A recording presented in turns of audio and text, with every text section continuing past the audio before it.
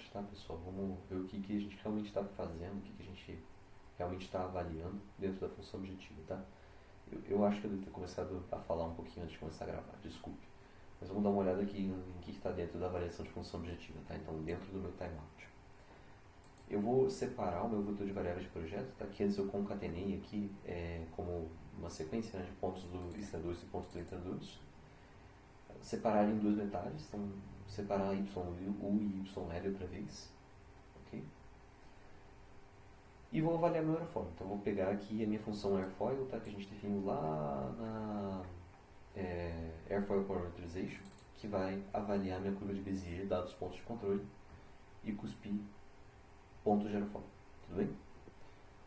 Se vocês se lembrarem, na airfoil analysis a gente está definindo uma struct polar, tá? Que quando construída vai avaliar a polar para uma certa geometria de airfoil. Então é isso que eu estou fazendo aqui, avaliando a polar para a geometria que eu acabei de avaliar, para a qual eu acabei de avaliar as curvas de Bézier. Tá? Então, gerando aqui uma polar PNR, que para esse aerofólio, esse número de Reynolds e esse número de Mach. Tá? Agora, eu vou criar uma função objetiva e para cada uma das combinações de peso, tá, e CL, que eu defini em design CLs, tá? Para minha definição de problema de otimização, tá? Então, no caso aqui, a gente vai iterar por peso 0.5 e série 0.3, e peso 0.5 e série 0.5, ok? E avaliar, tá, para esse dado CL de projeto, para esse dado coeficiente de sustentação, qual que é o arrasto. Okay? Se eu quisesse, eu poderia considerar outras variáveis aqui também, para essa função objetiva, tá? Mas estamos considerando só o arrasto. Então, somo o peso vezes arrasto para compor a minha função objetiva. Depois eu dou um @info aqui, tá? Para quem conhece Julia, isso aqui só vai printar na tela f igual a e o valor de f. E retorno isso aqui como avaliação da minha função. Tudo bem? Aqui, ó, eu vou colocar alguns constraints, tá?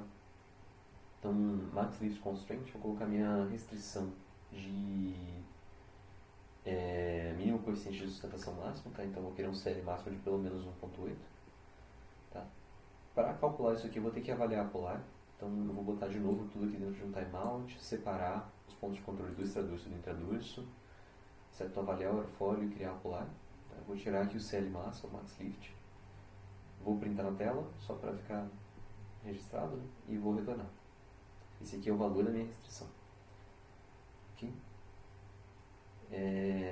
Daqui a pouco a gente vê como é que isso está aplicado exatamente, mas ó, a gente vai criar uma max lift penalty aqui, tá? A intenção é somar isso aqui à função objetiva, ok? Para penalizar, né, aumentar essa função objetiva quando a minha restrição está violada. Então eu vou pegar aqui, ó, um número que é igual a o máximo entre 0, o CL máximo mínimo, menos a restrição de max lift. Qual que é a intenção disso? Se eu tenho aqui retornado dessa função gmaxlift, certo? Um valor de CL máximo que é maior do que a minha restrição, isso aqui cai para algo menor do que 0, então o max aqui pega 0, tá? E eu estou multiplicando aqui uma penalidade. Essa penalidade é de 0.01 de arrasto por 0.1 de sustentação, tá? Qual que é a intenção de definir isso aqui, pessoal? Quando eu defino essa penalidade, eu tenho um certo valor de arrasto, tá, que vai ser correspondente a uma certa perda em sustentação máxima. Okay? Eu tenho que eleger valores razoáveis para isso. O arrasto de um aerofólio de design está próximo sempre de um 100 dry counts, tá? Então 0.0100. Tá?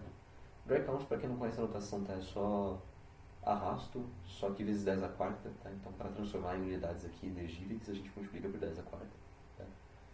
E lift count seria uma mesma coisa para sustentação, só que vezes 10 a segunda. Então, aqui variando 10 lift counts, eu estou variando meu CL máximo por 0.1.